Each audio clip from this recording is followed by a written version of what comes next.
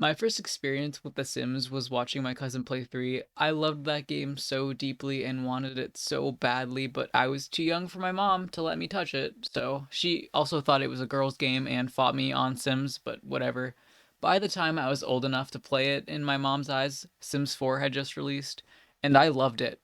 I spent hours creating Sims, building giant rectangle houses, and trying to kill people without pools because they did not yet exist. But it's been what, 11 years since then? I'm older now. I've played every other Sims game. Yes, including the awful iPad game that takes 400 hours to do anything in. Before the style changed too, it was so ugly. And even before I touched these older games, Sims 4 was always kind of missing a lot of things that I couldn't put my finger on. Something felt bland about it.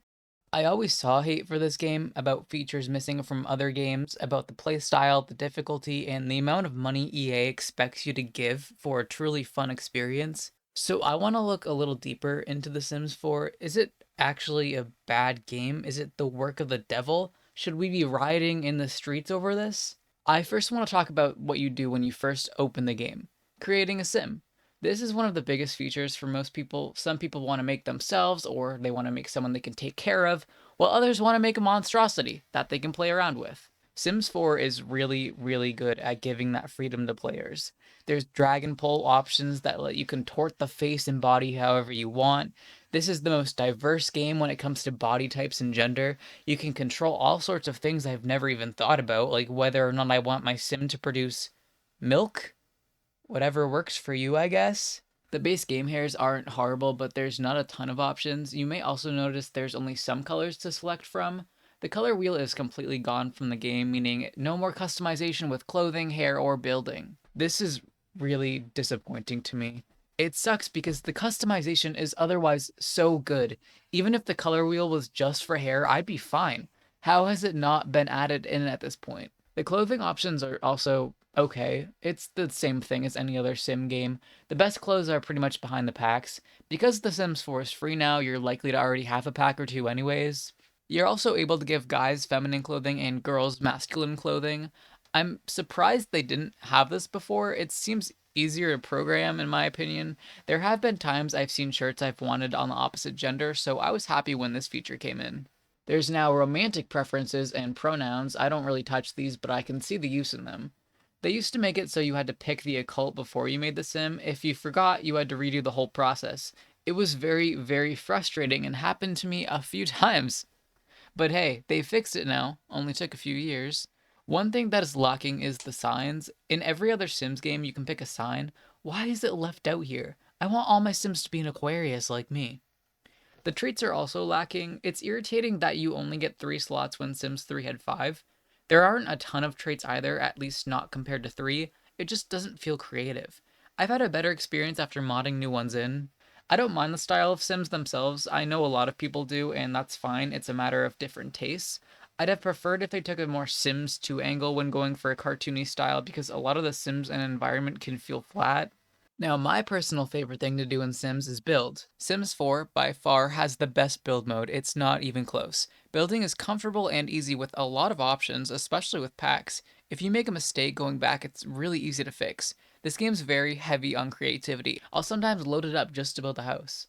I especially like using the pets, seasons, and cottage living pack build items. The newer a pack is, the more modern its build and creative sim items, which offers some incentive for anyone very into either. I currently own Pets, Seasons, Get Together, University, Island Living, and Cottage Living for packs. My game packs are Vampires and Parenthood, and my stuff pack is Tiny Living. I got them all on sale, and I feel like I've gotten my money worth out of them at this point, but still, that's a good chunk of money. You'd think they'd at least lower the prices on the older packs. This game is the king of expansion packs. It's stupid how greedy EA is. There are plenty of packs that could easily be combined. Growing Together and Parenthood have the same exact idea. Vampires, werewolves, and paranormal stuff could all be one pack like they were in the past. Get to Work and the New Business pack could be one. Cottage Living and Horse Ranch not being one is just ridiculous. Half of the stuff packs could be put into expansion packs too. Not to mention the worlds you get from the expansion packs. While some offer a lot of lots, there's also Vampires, which has what, 5? And nothing to do in it. There's a good amount of packs with this type of world, which is, again, incredibly stupid for the $40 they're asking for. The packs also aren't exactly pristine either. The Wedding Stories one infamously released incredibly broken. For Rent can apparently break your game. I really wanted to buy that one when it was on sale too. The High School Years pack is a mess when you try using the school feature. Maybe you shouldn't release 100 packs a year if you can't even bother playtesting them. There's also features missing from the packs that were offered in other games. Why can't I look at my pet's needs? Why do the werewolves look like that? I hate how they look so much. I guess they didn't look that much better in Sims 3, did they? One final big praise I can give to The Sims 4 is its optimization. In my over 500 hours of playtime, it's never crashed. I've experienced very few glitches, and the ones I have experienced were not game breaking. This is the only Sims game I can say this about. Sims 3 implodes after a few generations. In my experience, I couldn't travel anywhere outside of my town after Generation 3. What solved it was wiping the entire family except for the one I wanted to play as. I've experienced other various glitches, one where my teen sim got caught in a sneaking out walk style for the duration of her life. Sims 1 and 2 are infamously held up by twigs. Say what you want about Sims 4, but prior to the re-releases, it was an hour-long process to get either of those games to work. Now that all the praise is out of the way, let me talk about the state of the game when I bought it. The world map didn't even have color. You had to click on different parts of the neighborhood to get any idea of what it looked like. There were no pools, which is insane to me because pools are so well known in The Sims. They're infamous killing machines. No basements, not a huge deal, but come on. No toddlers, that's right. Your little baby who you could only have 2 interactions with from the start goes from 2 months old to 10 years old in the blink of an eye. No ghosts, another part of Sims that has been there since the first game. No one in the neighborhood would have children, meaning eventually everyone was going to die off. No aliens, no neighborhood stories, no cemeteries, no burglars, no cars, no illnesses, no hot tubs, no fears, no firefighters, repo man, nannies, or police, no curfews for teens, and more. I can't believe they released it in this state. Everyone who went from Sims 3 to Sims 4 must have been horrified. The benefit of 4 being my first game is I wasn't aware of how much was missing. A lot of this they've since added. Still no burglars, another Sims staple, but we did get fears. It's a shame that it's awful. My Sims only ever developed 2 fears, the dark or death. It's not a very innovative update if it's not implemented in well. Another thing I can't stand is the lack of an open world. Why was an immersive open world introduced in Sims 3 and then scrapped completely? If you're not going to do open worlds, at least shrink the loading screens. It doesn't feel worth it to travel. It takes forever and you can't control what the Sims you left at home are doing besides care for self. You can go to the bar, sure, and get a drink your sim takes 10 hours to finish because they're talking to 5 different people at once. There's no activities. What happened to the bowls, the pool tables, the arcade machines? Even the gym is like, yeah, I can go, I guess, but I can also just jog at home and not have to sit through a loading screen. Why should I meet people who are going to text me 10 times a day and call me another 10 times? It drives me crazy. Friendships build so fast that you can ignore all of these messages and be fine. You don't have to hang out with people for a while before it starts going down. Romance is easy to build too. You can have a baby with someone 5 minutes after talking to them. Where's any sort of challenge?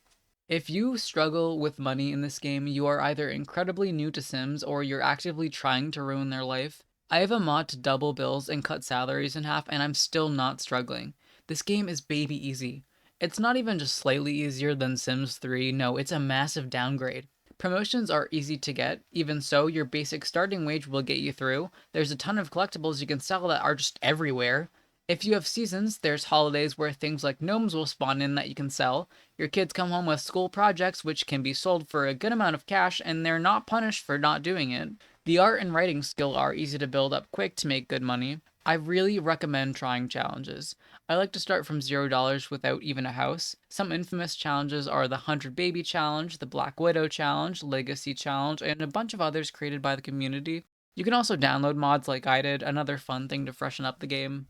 The Sims themselves can be really frustrating at times. They love to talk. This creates a problem when they multitask. Suddenly, every activity takes forever. Even non-multitasking can take a while.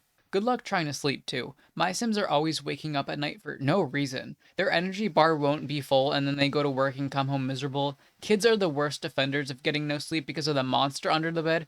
Cool idea in theory, but every night is crazy. Short walks for pets are not short, by the way. Your Sims will be out for hours. Sometimes they leave the dog in the middle of nowhere before returning home. It's great. So LP, you clearly hate this game.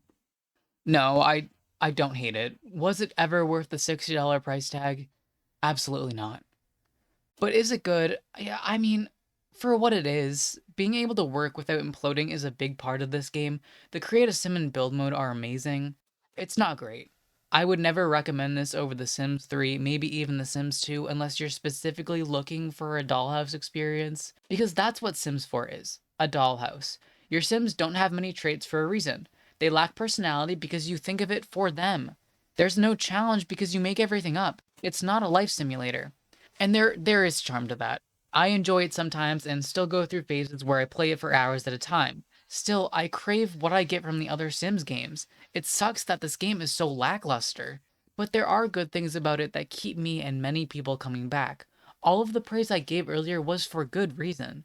Therefore, while it's probably the worst Sims game, it's not horrible, just it's its own sort of thing. A Sims game that's barely a Sims game.